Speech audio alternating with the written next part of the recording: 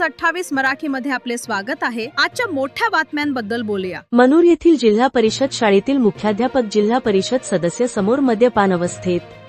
बोरसर जिल्हा परिषद सर्कलमधील मनूर येथील जिल्हा परिषद प्राथमिक व माध्यमिक शाळेत छत्रपती संभाजीनगर जिल्हा परिषदेचे सदस्य तथा स्थायी समिती सदस्य मनोज पा गायके यांनी भेट देऊन प्रत्यक्ष पाहणी केली।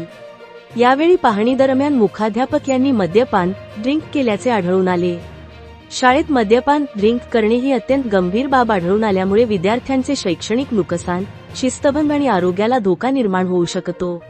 यामुळे ही सगळी परिस्थिती लक्षात घेता तत्काळ शिक्षण अधिकाऱ्यांना भ्रमणध्वनीद्वारे संपर्क करून तात्काळ या बेशिस्त मुख्याध्यापकवर कारवाई करावी सांगितले।